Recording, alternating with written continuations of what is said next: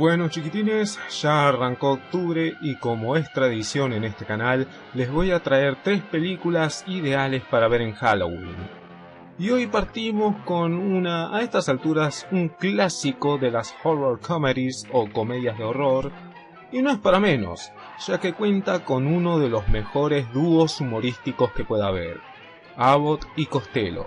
Y la película en cuestión es Abbott y Costello conocen a Frankenstein, la cual también sería uno de los primeros crossovers dentro del género. Pero bueno, eso ya sería adelantarme a la crítica en sí. Así que prepárense para matarse, pero de la risa, chiquitines. Porque hoy vamos a arrancar este mes con un peso pesado. Hoy veremos Abbott y Costello conocen a Frankenstein de Charles Burton. Miren, ¿qué mierda hay acá adentro? ¡Ah! ¡Ah!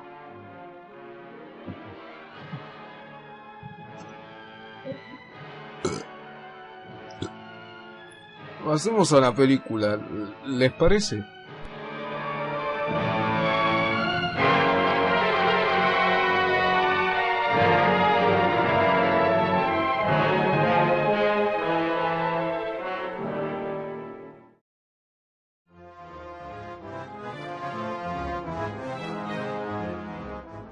Los restos del conde Drácula y del monstruo de Frankenstein llegan a los Estados Unidos para ser exhibidos.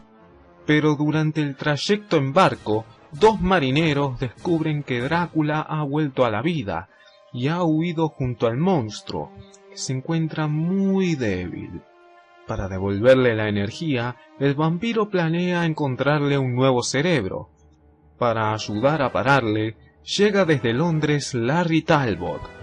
Pero sale la luna llena y Larry se convierte en un nuevo problema.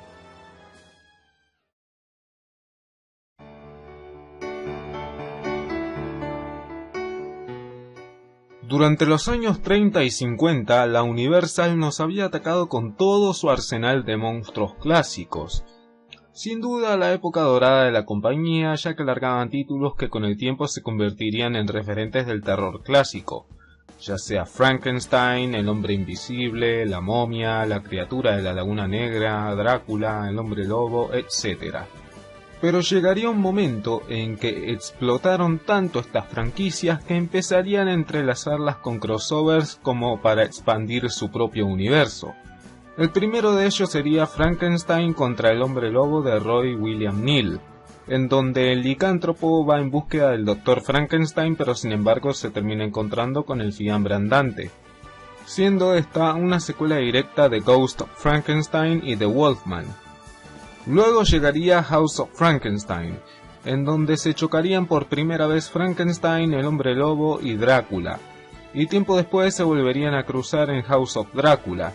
Cuando a la productora parecía que se le acababan las ideas para innovar, es ahí en donde cae el dúo Abbott y Costello, que en ese tiempo estaban en la mejor etapa de su carrera, y, aprovechando el éxito que tenía este dúo, es ahí en donde se le prenden los foquitos a los productores y se decide encarar un nuevo proyecto, el cual sería el crossover definitivo, y es ahí en donde llegamos a la película de hoy, Abbott and Costello Meet Frankenstein. Antes de desentrañar de lleno el argumento, tengo que decir que la introducción a la película hace gala de algo en lo que se hace mucho hincapié dentro de la misma: el entrelazar la animación, que de hecho estuvo a cargo de Walter Lantz, creador del Pájaro Loco, con la imagen real. Ya que una vez iniciada la película podemos ver cómo se emplea esta técnica cada cuanto el conde Drácula tiene la oportunidad de transformarse. Por lo general suelo arrancar mis reseñas por el guión, pero me es inevitable no empezar halagando el excelente apartado técnico. Por otro lado, los decorados no se quedan muy atrás en este sentido. Si bien no presentan ninguna novedad, saben entrelazar muy bien cada escenario correspondiente a los 3 monstruos de turno, y el decorado del castillo es increíble y con ciertas reminiscencias al expresionismo alemán, como de costumbre. Por otra parte, los maquillajes de los monstruos están muy bien realizados, más a sabiendas del presupuesto con el que contaba la película y que me da a entender que la mayor parte de la guita se fue en estos aspectos. No quiero pensar que hubo lavado de guita. Pero volviendo, los maquillajes están bien realizados, tanto para Lon Chaney Jr. como para Glenn Strange. Bela Lugosi como que no precisa del mismo. Digo, ¿no? Aparte, esta versión de Frankenstein, si bien no reniego del de Boris Karloff, es el que más se asemeja al concepto original por la semipodredumbre de su piel. Ahora sí, una vez dicho esto, vamos por el guión. Es un argumento que depende un poco de las anteriores películas para mayor comprensión, ya que esta forma parte de una saga de crossovers iniciada con Frankenstein vs. el Hombre Lobo y seguida por House of Frankenstein y House of Drácula. No es obligatorio verlas, pero para mayor entendimiento sirve bastante su visionado. Aunque en esta nos alejamos del tono tenebroso, por decirlo de alguna manera, y apuesta por un tono cómico más accesible para el público mayoritario y cuya historia se autobusca la vuelta como para que este trío de monstruos vuelva a cagarse a sopapos entre sí. Ya que lo que nos quiere vender la película es que una vez resucitado el conde Drácula, este resucita a Frankenstein y lo lleva a su castillo con la promesa de darle un cerebro más útil como para que no se mande las mismas cagadas que con el tordo Frankenstein. Y es ahí en donde entra Talbot, interpretado por Lon Chaney Jr., quien viaja desde Europa para detener los planes del conde y de la criatura. Pero ustedes se estarán preguntando, ¿y cómo carajo justificamos la participación del dúo cómico Guardián? Fácil, tranquilos, esto es fácil, ya que estos laburan en un puerto en donde reciben encomiendas y demás giladas. En una de esas llegan por encargo los cadáveres de Frankenstein y Drácula, los cadáveres, entre comillas, para ser exhibidos en una casita de los horrores, y, haciendo oídos sordos a las advertencias de Talbot, las llevan igual porque les importa todo tres carajos, y ahí el gordito simpático de Costello se da cuenta de que estos dos bichos estaban vivos todo el tiempo. Es ahí en donde se suscita, en lo que a mí respecta, es el eje de la película, como Abbott y Costello se llevan la contraria todo el tiempo, ya que Abbott apela al razonamiento y pretende hacerle ver a su compañero como que está medio loquito, como que está medio pirado, mientras que Costello sigue firme en sus creencias y se lleva la peor parte de la película al ser el que más veces se encuentra con los monstruos, suscitando así los momentos más divertidos de la película. Por otro lado, es un guión muy fácil de seguir, con un ritmo normal, ni lento ni rápido, y que no dista de un análisis demasiado profundo. De todas maneras, pese a la comedia que hace algo dinámico el visionado de la película, se puede tornar pesada por momentos pero sin afectar demasiado el resultado final.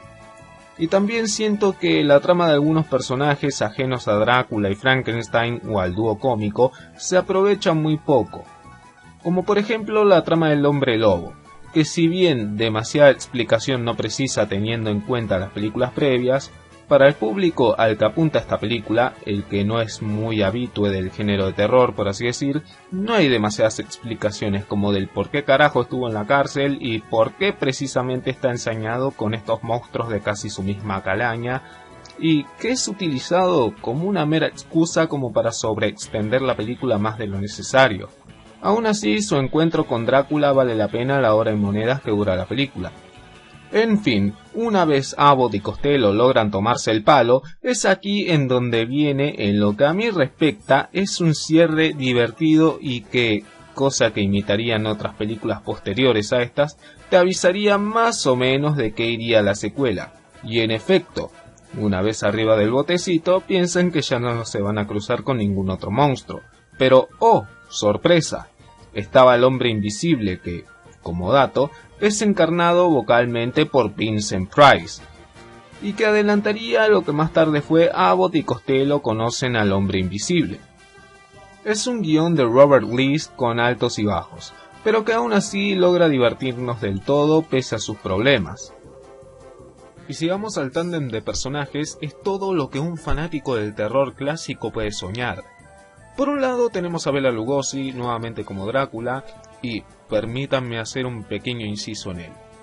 Si bien es de sumo conocimiento que Draculín lo llevó al éxito, aquí se lo nota desganado, no haciendo una parodia del personaje como lo hacen por ejemplo Lon Chaney Jr. y Glenn Strange, sino más bien actuando sin la gracia que tenía en sus cintas previas. Esto se puede deber a dos cosas: a su edad, o porque ya estaba hasta las pelotas de interpretar casi siempre al mismo personaje. Se las dejo picando. Lo que sí veo es una interpretación del conde un tanto floja. ¿La peor? No, ni en pedo. La peor es el Drácula de Carlín Calvo. Por otro lado, Lon Chaney Jr. logra demostrar una vez más que supo heredar el talento de su padre en un rol dramático dentro de una comedia. Porque sí, aunque suene a una tremenda pelotudez eso, obviemos por un momento, la temible encarnación que le da al hombre lobo y todo el mito que lo rodea. Es el único personaje que se muestra bastante preocupado no solamente por su condición, sino también por detener al conde y al monstruo. Mientras que los demás personajes aportan la comedia con su cobardía y otros son cómplices. Y si vamos a la interpretación de Glenn Strange, como bien dije al principio, me parece una de las mejores encarnaciones del monstruo junto con la de Boris Karloff y Christopher Lee, ya que se agarra de un concepto muy poco explorado en las películas anteriores, un monstruo que de por sí no es un peligro al menos que se le ordene hacer daño. Muy a diferencia de las demás películas en las que el monstruo tenía conciencia propia. Por otro lado, la caracterización que le da Strange es increíble, de movimientos muy toscos pero amenazantes y con una leve podredumbre facial que da algo de repelús, por no decir cagazo. Es lógico que este sea uno de sus mejores papeles, porque esta sería la última vez que este actor encarnaría a este personaje, y como tal debe de dar lo mejor de sí. Y si vamos por Vincent Price como el hombre invisible, su sola aparición de no menos de 15 segundos logra ser un chiste sorpresivo y efectivo. Lo mismo se puede decir de la caracterización del dúo cómico, o sea, Abbott y Costello. Si bien no es digna de un Oscar, sus interpretaciones cumplen y le dan su gracia a la película. Y, obviamente, como la película lleva sus nombres, es en ellos en quienes más se centran, dándole quizás un poquito más de bola a Costello que a Abbott. Pero fuera de ello, la relación que llevan aquí es toda una demostración de la comedia tanto verbal como física que llevaba este dúo, y siempre uno siendo el opuesto del otro. Abbott el inteligente, capaz de razonar, y Costello el pelotudo asustadizo que actúa por impulso. La música de Frank Skinner es un punto muy flojo en la película. No genera ningún tipo de clímax tenso y cuando busca sobresaltar una escena divertida lo logra más la interacción entre los personajes que la música en sí. Así que en ese sentido la música es bastante genérica. Sin embargo, lo que sí logra sobresalir es la dirección de Chris Barton y Walter Lantz en sus respectivas secuencias. Walter Lantz dirigiendo escenas dignas de las caricaturas de aquel entonces y Barton con una dirección de actores y de cámaras más que notables. También por momentos la película pareciera ser un dibujo animado con humanos, no solamente por lo absurdo de la película en sí, sino también por la dinámica de dirección y la edición de Frank Gross. Es una película que, aunque te parezca buena o mala, es innegable que tiene escenas que te pueden hacer cagar de la risa. Como mi favorita de la película, que es la escena de las paredes que no son paredes, sino que son más bien puertas giratorias, haciendo gala de lo que dije hace unos minutos, o sea, que la película parece un dibujo animado con humanos o un live action bien hecho en todo caso, por estos elementos y lo caricaturizado de sus personajes.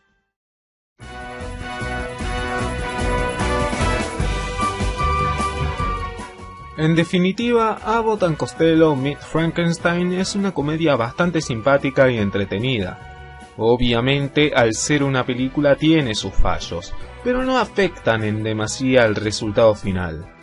En lo personal veo que Bela Lugosi hace su rol de Drácula de mala gana, ya sea por su vejez o porque está hasta las pelotas de caracterizar casi siempre al mismo personaje.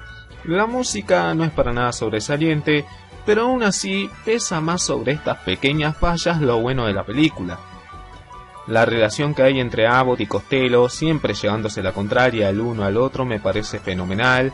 Glenn Strange como Frankenstein cumple y en lo que a mí respecta es uno de los mejores, y la comedia de la película, aunque sea muy de su época, sigue siendo bastante funcional y sirve para ridiculizar tanto a estos personajes hasta el punto en que uno les puede perder el miedo. El concepto de la película garpó bastante, no solamente para alargar secuelas a granel como Abbott and Costello, Meet the Invisible Man, o Abbott y Costello conocen al hombre invisible en castellano, Abbott y Costello contra el Dr. Jekyll y Mr. Hyde, o Abbott y Costello conocen a la momia. Comedias bien ejecutadas pero que no tienen la misma calidad de la que hablamos hoy. Y, si lo pensamos bien, fue el puntazo inicial para las comedias de horror, seguidas, bajo su mismo concepto, con comediantes de los respectivos países en donde se realicen imitaciones, como en México con Chabelo y Pepito contra los monstruos, o como en mi país Argentina, con el clásico bizarro Los Matamonstruos en la Mansión del Terror. Obviamente no se centrarían solamente en cómicos famosos, sino también con actores de categoría, como en los casos de The Comedy of Terrors, Young Frankenstein, Haunted Honeymoon, o, por qué no, Scary Movie. Cintas que sirven y fueron concebidas para parodiar y ridiculizar al género pero en plan sano, y conscientes de sí mismas. Y, viendo la ola expansiva que generó esta película y lo que acabo de decir previamente, Abbott and Costello Meet Frankenstein es una buena película para morirse, pero de risa.